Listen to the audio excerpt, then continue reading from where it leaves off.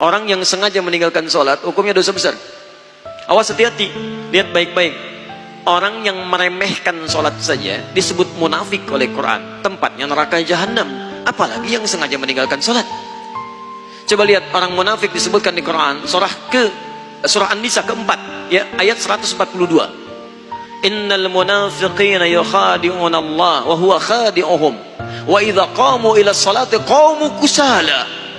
Quran surah keempat An-Nisa ayat 142, paling kanan sebelah atas. Lihat, sungguh orang munafik itu berusaha menipu Allah, tipu-tipu. Apa diantara menipu Allahnya? Dia berusaha menipu Allah padahal dia menipu diri sendiri. Bagaimana caranya? Kalau sholat malas-malas, nipu. Nih Allah, saya mau sholat. Fisiknya kelihatan sholat, tapi sebetulnya dia enggan menunaikannya. Penipu kan begitu.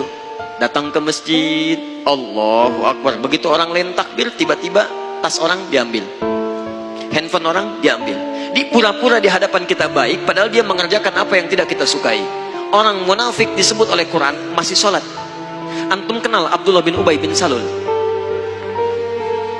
Maryam kenal, Abdullah bin Ubay bin Salul kenal, luar biasa. Abdullah bin Ubay bin Salul itu tokoh munafik di Madinah. Itu kalau sholat tepat di belakang Nabi, Pak. Nabi sholat di sini, misal dia sholat di sini.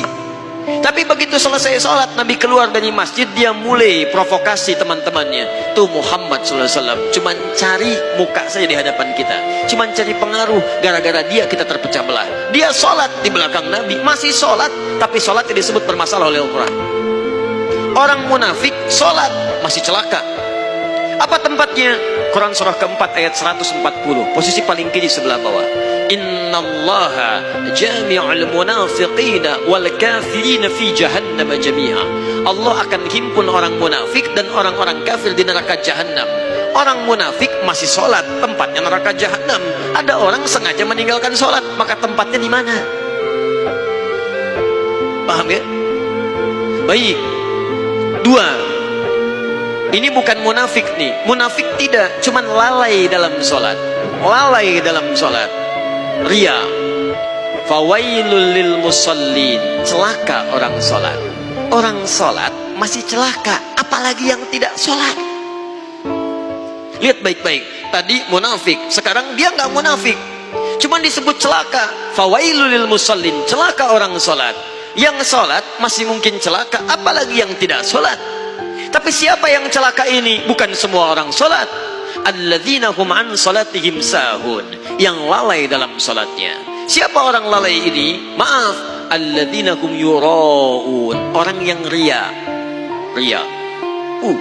Kemarin belum punya motor, ke masjidnya biasa-biasa. Begitu punya motor, padahal ini Masjid At-Taqwa, ini rumah dia, muter dulu ke komplek lain. Ayo Pak ke masjid, kapan lagi ke masjid? Padahal ini motor saya. Ria. Jadi imam, begitu imam sholatnya misalnya maaf, maghrib bagus suaranya, dipuji oleh orang lain, Masya Allah Ustaz suaranya bagus, menyentuh hati saya. Begitu sholat isya dibuat-buat, Alhamdulillahi Rabbil Alamin, Masya Allah. Tadinya nggak begitu, begitu dapat pujian jadi berubah. Dosa, celaka. Anda bisa bayangkan, jadi imam masih celaka. Anda kadang-kadang jadi makmum aja kadang-kadang. Dan ini mau meninggalkan sholat, Anda ada di mana? Paham ya? Jadi ingat baik-baik, kalau kita bisa bandingkan dengan baik, itu bisa motivasi kita dalam kebaikan insya Allah. Nah sekarang apa hukumnya? Ada orang Islam beriman pada Allah, mohon maaf, dia tinggal di samping masjid, ini masjid di rumah dia, tapi dia nggak pernah mau ke masjid. Apa hukumnya? Dosa. Bakar rumahnya, Masya Allah. Nah, ya, langsung bakar aja. Lihat sini, ini muslim laki-laki tinggal samping masjid, dia tidak mau ke masjid. Hukumnya ajak dia ke masjid. Ajak dia ke masjid. Di hukum dakwah dahulukan kadang-kadang daripada fikih. Jangan hukumi langsung. Barangkali dia dititipkan oleh Allah dekat dengan Anda, supaya Anda ajak dia. Ini Anda tanya kepada saya, apa hukumnya orang meninggalkan sholat wajib? Akhir-akhir ini saya sering dapati orang meninggalkan sholat wajib. Maaf, cuman Anda yang mendapati, yang lain tidak mendapatinya.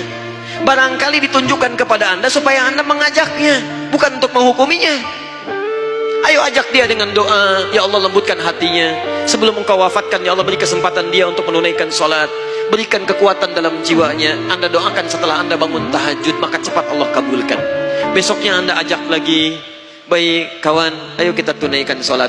Sholat kan nomor 2, nomor 1 main bola dulu. Gak apa-apa, hari pertama jalan lagi, hari kedua ingatkan lagi, hari ketiga ingatkan lagi. Bahkan barangkali dengan terus-menerus diingatkan, maka muncul hidayah dalam dirinya. Wadzakir, fadzakir innama anta mudzakir lasta alaihim bimusaitir. Wadzakir fa inna dzikra tanfa'ul mu'minin. Ingatkan karena peringatan itu bisa memberikan dampak pada orang-orang yang beriman.